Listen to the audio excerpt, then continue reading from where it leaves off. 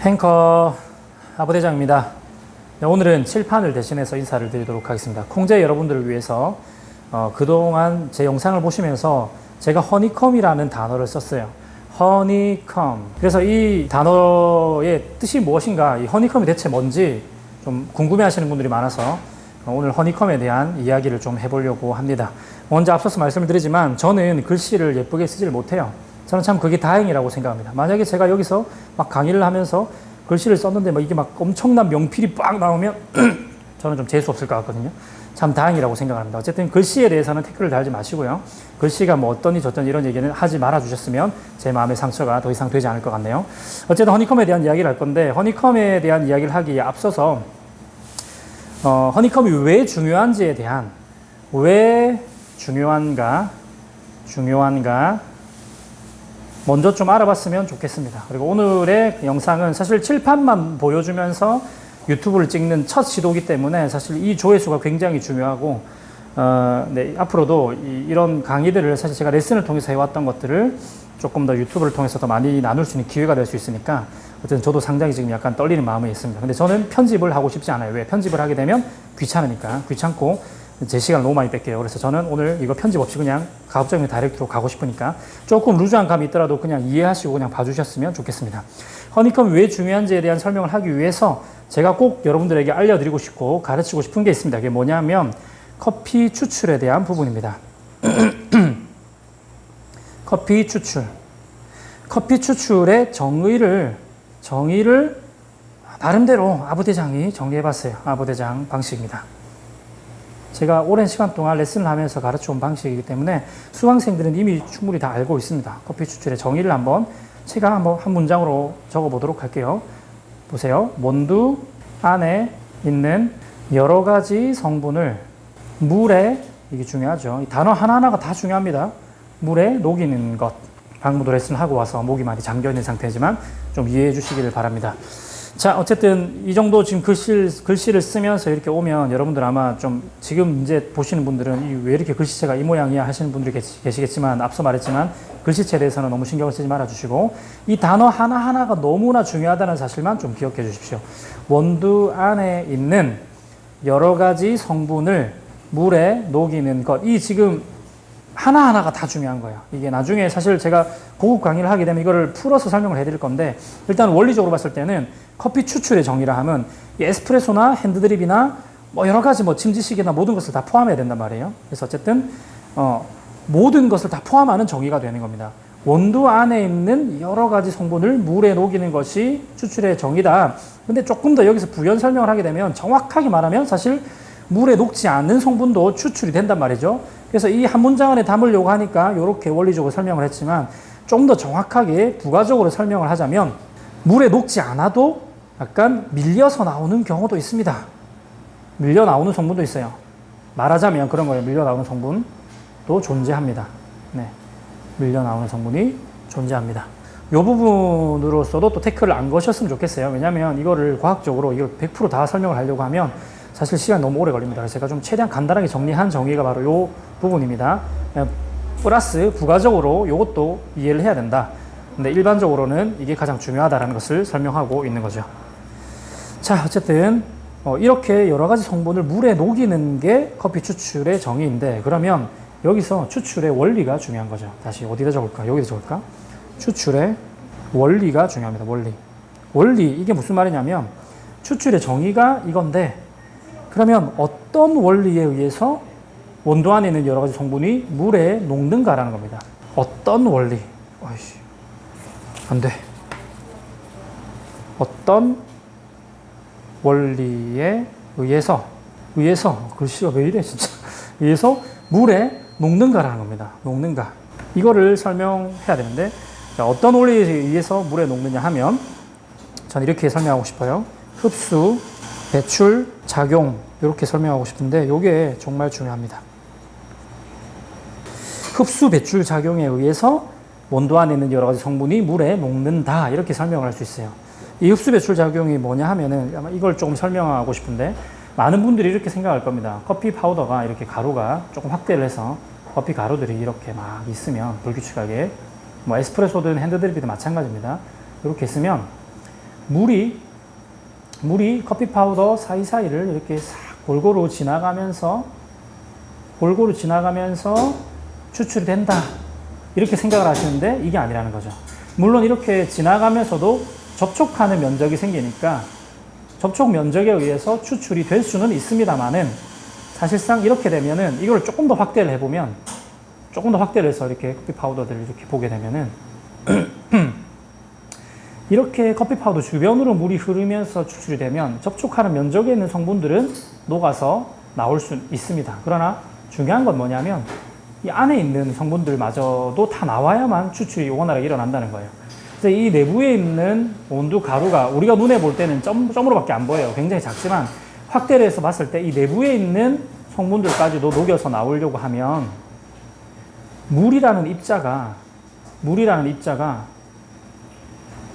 이 커피 파우더 가루 입자 안에 들어갔다가 나와줘야 되는 거죠. 이거를 저는 흡수 배출이라고 설명을 하고 싶어요. 배출. 그러니까 정말 이렇게 커피 가루 사이사이를 이렇게 흘러가면서 접촉 면적에서만 성분이 추출되게 되면 실상 원활한 추출이 어렵다는 거예요. 내부에 있는 성분이 다 나오기 어렵다는 거죠. 그래서 사실 이 성분들이 전부 다 원활하게 골고루 다 잘 나오려면 흡수 배출이 잘 돼야 돼요. 흡수 배출이. 이 흡수 배출이라고 하는 말은 다시 말하자면 이런 거죠. 그림을 그리자면 이렇게 원두 입자가 있다면 물이 이렇게 사이사이로 흐르는 게 아니고 들어갔다가 배출되고 들어갔다가 배출되고 들어갔다가 배출되고 이런 식으로 물 입자가 이동하는 것을 말하는 거예요. 흡수, 배출, 흡수, 배출. 그리고 뭐 흡수가 되지 못했던 이렇게 흘러갔던 애가 여기서 또 흡수가 되기도 하고 일로 배출이 되기도 하고 어쨌든 확산을 일으키면서 흡수, 배출 이렇게 쫙 일으키는 것이 가장 중요한 추출의 원리다. 이렇게 설명을 하고 싶습니다. 그래서 이 흡수 배출되는 이 원리 때문에 허니컴이 굉장히 중요하다는 설명을 드리고 싶어요. 다시 한번 정리를 조금 해보도록 하겠습니다. 좀 지우고. 아이씨, 왜 이렇게 더러워? 큰일 났다. 왜 이렇게 더럽지? 이게 뭐야? 잠시만. 자, 그래서 다시 허니컴으로 돌아와 보도록 하겠습니다. 허니컴이 무엇이냐? 허니컴 무엇이냐? 이거는 한국말로 옮기게 되면은 다공질입니다. 다공질. 마늘따, 구멍공, 뭐 형질 뭐 이런 거겠죠. 그러니까 구멍이 많은 그런 형질을 말하는 거죠. 근데 요거랑 허니컴과 다공질은 다른 말이 아니냐 이렇게 생각하시는 분들이 많아요. 허니컴은 우리가 생각할 때에 벌집 구조라고 생각할 수 있겠죠. 벌집 구조. 그래서 약간 뭔가 이렇게 육각형의 연속된 이런 형태의 것들이 벌집 구조지 않나라고 생각하는데 다공질 같은 경우 우리가 상상하면 이런 모양을 형상하게 됐죠. 근데 현실은 이렇지 않고요. 이렇게 일정한 모양이 아니라 뭔가 약간 뭐랄까요? 뭔가 약간 이렇게 불규칙하게 구멍들이 존재하는 이런 물론 구멍이 없는 조직도 있고요. 이렇게 섞여가면서 이런 모양들이 사실은 다공질이라고 할 수 있겠죠. 근데 벌집 구조랑 다공질은 그러면 엄연히 좀 다른 거 아니냐라고 생각하고 또 버시큘러 뭐 어쨌든 소포성의라고 하는 단어로서의 영어 단어가 또 있어요. 근데 이 버시큘러는 이 소포성이라는 단어는 우리가 또 말하는 다공질과는 약간의 의미가 차이가 있단 말이죠. 그래서 커피에서 말하는 커피 조직에 대해서 말할 때 이 다공질은 영어로 옮기게 됐을 때에 그래도 가장 비슷하게 표현할 수 있는 게 바로 허니컴이다.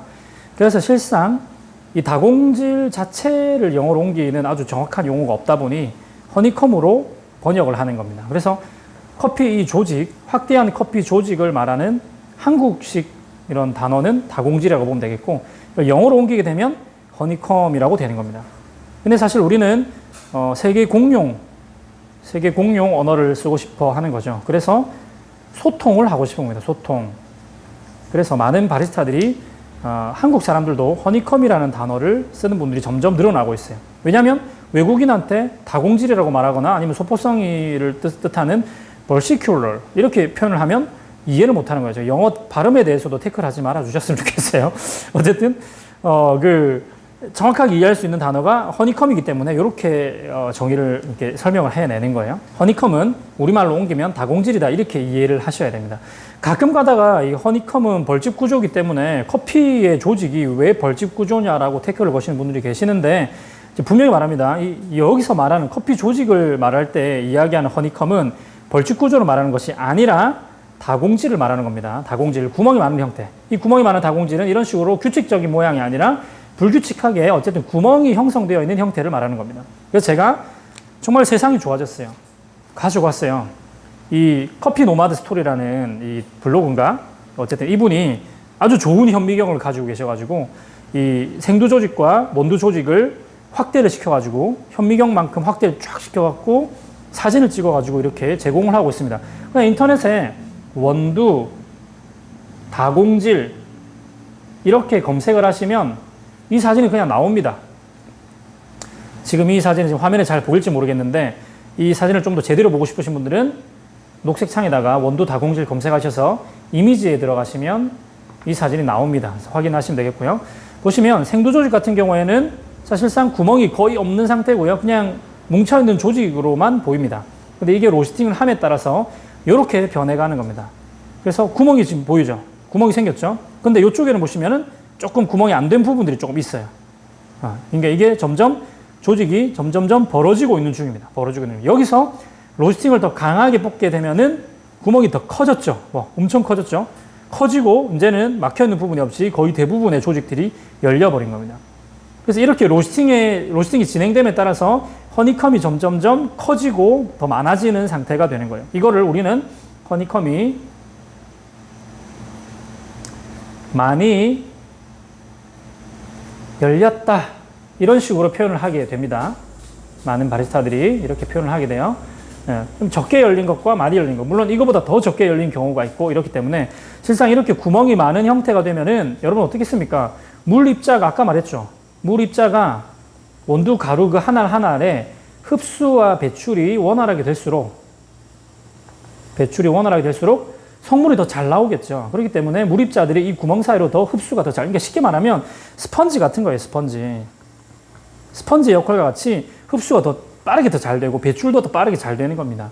그래서 이 허니컴이 굉장히 중요해요. 허니컴이 많이 열릴수록 추출은 더욱더 원활해질 거예요. 성분도 더 빨리 나오고 더 진한 성분들이 더 잘 나올 것이고 어쨌든 그러면 추출하기가 되게 쉬워져요. 잘 나오게 되면 그 중에서 우리가 원하는, 그러니까 좀 긍정적으로 여기는 성분들은 많이 나오게 하면 되고 부정적으로 여기는 그런 뭔가 좀 이렇게 텁텁하거나 떫거나 쓰거나 이런 부정적인 맛으로 느껴지는 성분들은 최대한 안 나오는 상태의 밸런스에서 추출을 딱 끊으면 되니까. 근데 이게 이 허니컴이 골고루 제대로 열리지 않은 상태에서는 우리가 아무리 눈에 보이는 그 채널링이죠. 눈에 보이는 채널링을 해결한다 하더라도 이런데 흡수가 제대로 안 되면 실제로는 원두 파우더 하나에서도 채널링이 일어나는 겁니다. 그렇게 되면 20g의 원두를 다 써도 18g의 원두를 다 써도 성분이 제대로 추출되지 못한 상태로 추출이 끝나는 겁니다. 눈에 보이기에는 바톤리스 바스켓을 쓰면은 잘 보이죠. 추출이 골고루 잘 나온다. 그렇지만은 먹어봤을 때 맛이 뭔가 텅 비는 맛이 나거나 뭔가 무게감이 바디감이 굉장히 떨어지거나 자극이 더 많거나 이런 현상이 생기는 거죠. 허니컴이 그래가지고 추출하는 데 있어서는 굉장히 중요한 요소입니다. 허니컴이 많이 열려야 추출이 좀 더 용이해진다. 그렇다고 해서 무조건 허니컴이 무조건 많이 열리는 게 최고다라고 말하진 않아요. 왜냐하면 허니컴이 너무 많이 열리게 되면 오히려 물이 저항을 이루지 못해서 근데 이 조직 사이사이로 그냥 쑥 흘러버리니까 성분이 녹기 전에 물이 배출돼 버릴 수도 있어요. 그렇게 되면 또 거기서도 또 추출의 채널링이 생기게 되는 겁니다. 그래서 허니컴이 너무 과도하게 열리는 건 좋지 않지만 어지간하면 허니컴이 많이 열리는 게 좋다. 근데 제가 지금 누누이 말씀드리지만은 허니컴이 과도하게 열리는 것을 걱정하지 말라고 얘기합니다. 왜냐하면 우리가 로스팅 과정 가운데에서 허니컴이 에스프레소 추출하기에, 에소 추출하기에 허니컴이 충분하려면 일반적으로 2차 크랙, 물론 이게 모든 경우에서 이런 건 아니지만은 거진 대부분 일반적인 로스팅 프로파일을 형성할 때 2차 크랙 절정을 이루어야 돼요. 그래야지 허니컴이 충분하게 열린단 말이에요. 그러니까 사실 우리가 이 2차 크랙 절정을 맞으면 일단은 강배전으로 들어서잖아요. 아무리 패스트 로스팅을 해도 2차 크랙 절정이 오면 강배전으로 와요. 기름기가 살짝 나오기 시작하고 조금만 이제 10초, 20초에 따라서 갑자기 초강배전이 될 수도 있는 포인트가 2차 크랙 절정이 넘어가면 빠르게 이제 변해버리니까 지금 대부분 원두를 로스팅 하시는 분들이 강배전 이상을 잘 안 쓰세요. 기름이 나올 정도의 강배전을 잘 안 쓰시기 때문에 우리가 지금 이 과도하게 허니컴이 열린, 그러니까 지금 이 강배전 된 2차 크랙 절정이 과도한 상태가 아니라 충분한 상태가 이 포인트라고요. 그러니까 이 포인트를 일단 오버를 해야 돼. 이 포인트를 오버를 해야지만 이게 과도한 상태가 되거든요. 그러니까 허니컴이 과도할 일이 잘 안 일어납니다. 그렇기 때문에 우리가 걱정해야 되고 주의해야 될 건 뭐냐면 허니컴이 과도하게 열린 게 아니라 허니컴이 부족한 현상입니다. 부족할 때에 생기는 채널링을 해결해내야지만 원활한 추출이 될 수가 있습니다. 제가 앞서서도 몇 번 얘기한 적이 있는데 눈에 보이는 채널링을 해결한다고 해서 채널링이 다 해결된 것이 아니다라고 하는 것이 바로 이런 거예요. 허니컴이 열리지 않아서 우리 눈에 볼 때는 점으로밖에 안 보이지만 이걸 확대하면 조직이 되잖아요. 이 조직 안에 허니컴으로 되어 있는데 여기에 있는 성분이 다 나와줘야 되는데 우리가 원하는 성분을 다 뽑아줘야 되는데 효율적으로 뽑아내지 못하고 여기서 허니컴 때문에 채널링이 난다면 바텀리스를 통해서 나오는 모양은 예쁘더라도 추출 성향이 예쁘게 보여도 실제로 성분은 우리가 원하는 성분이 안 나올 수 있다. 채널링인 상태로 추출될 수 있다는 거죠. 그래서 이 원두 다공질, 이 허니컴이 이렇게까지 중요하다는 이야기를 하고 싶은 겁니다. 그래서 이 허니컴에 대한 개념을 잘 이해하셔서 제가 앞으로 설명해 나가는 그런 커피 원리적인 부분들에 대해서 조금 더 이해하기가 좀 좋았으면 좋겠는데요. 조금 어렵나요? 어렵지만은 앞으로도 어쨌든 제가 하는 설명들 잘 따라와 주시면은 이제 조금 더 구체적으로 저는요 실용주의자입니다. 실용주의자.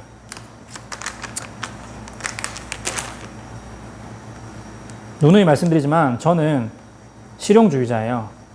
그러니까 과학을 좋아하죠. 과학을 좋아하지만 저는 과학자가 아닙니다. 그래서 진짜 논문을 쓰는 사람이 아니에요. 그래서 논문을 막 내가지고 제 업적을 기리고 뭔가 어떤 걸 밝혀냈다 이런 것으로 만족을 하는 사람이 아니에요. 저는 과학을 좋아하지만 과학적 사고를 가진 저는 과학자가 아니라 바리스타입니다. 그래서 이 커피를 원리적으로 풀어내고 원리적으로 접근하고 과학적 사고로 원리적으로 접근해서 그래서 이게 지금 제가 이런 설명들을 해냈지만 이게 뭐 조금 더 구체적으로 막 이 성분이 어떻게 뭐 그 입자가 어떻게 이동하고 뭐 이런 거를 다 설명하려고 하지 않는 겁니다. 제가 이러한 과학적인 사고를 가지고 추출에 임해서 결과물이 늘 일정하게 동일하게 나올 수만 있다면 이거는 원리로 받아들일 수 있지 않겠어요? 원리로? 그죠? 변수 통제가 가능하다면 이거를 또 원리로 볼 수 있지 않겠습니까? 그래서 이거를 내가 세부 사항까지 과학적으로 설명해 낼 수 없다 하더라도 그러니까 원리적으로 과학적 사고 안에서 여러분들도 제 설명을 들었을 때 이해가 된다고 한다면 사실은 제가 원하는 거는 한 잔의 커피를 성공적으로 추출하고 싶은 거예요. 그래서 물론 제 채널을 보시는 분들 중에는 실제로 과학자이신 분들도 계실 겁니다. 연구소에서 일하시는 분들도 계실 거예요. 근데 다만 제가 말씀드리지만 저도 제 주변에 많은 과학 연구실에서 일하시는 분들과 소통을 하고 있어요. 그래서 어쨌든 그런 분들이 보기에는 내 생각에는 좀 더 세부 사항까지 좀 밝혀냈으면 좋겠는데 하는 생각이 있을 겁니다. 그러나 제가 여기서 조금 말씀드리고 싶은 거는 저는 여기로 가고 싶은 겁니다. 한 잔의 커피를 성공적으로 내리는 데 관심이 있는 바리스타이기 때문에 여러분들이 과학자로서 보실 때에 아쉬운 부분이 있을 수도 있겠지만은 제가 하는 것들이 원리적으로 크게 벗어나지만 않는다면 이해를 하고 따라왔으면 좋겠어요. 그래야지 이 한 잔의 커피를 성공적으로 내리는 데에 조금 더 근접할 수 있지 않을까. 사실 제가 여기에다가 인생을 낭비해버리면 죽을 때까지 여기에 못 갈 수도 있단 말이에요. 그래서 제가 할 일은 이거고요. 이거를 보시는 여러 가지 이제 과학을 연구하시는 연구원들께서 혹시 제 채널에 관심이 있으시다면 제가 하지 못했던 이것은 여러분도 해주셨으면 좋겠습니다. 혹시나 제가 원리적으로 벗어난다면 지적을 해주시고요. 그리고 원리적으로 10%, 5% 이렇게 벗어나는 것으로 사실은 이 한 잔의 커피가 성공적으로 내리는데 크게 치명적이지 않거든요. 그래서 아주 치명적인 부분이 벗어나지 않는다고 한다면 같이 우리가 행커할 수 있도록, 행커 마인드잖아요. 행커할 수 있도록 이렇게 좀 이곳을 향해서 좀 같이 따라가신다면 최대한 여러분과 제가 빠른 시일 내에 맛있는 커피를 추출하는데 이제는 더 이상 뜬구름 잡는 그런 설명들 말고 진짜 조금 하면 되는 그런 원리를 찾아서 뭔가 이제 문제가 생겼을 때에 누구나 같이 소통하고 딱 해결점을 찾을 수 있는 그러한 추출로 나갔으면 좋겠습니다. 네. 오늘 설명이 조금 뭔가 공부하는 것 같아가지고 조금 싫으신 분들도 계시겠지만은 어쨌든 많이 사랑해 주시길 바라고 네. 여러 가지 컨셉을 가지고 제가 채널로 영상으로 돌아오도록 하겠습니다. 아무튼 많이 사랑해 주시고 다음에 또 만나도록 해요. 어쨌든 공재 여러분들 감사합니다. 행커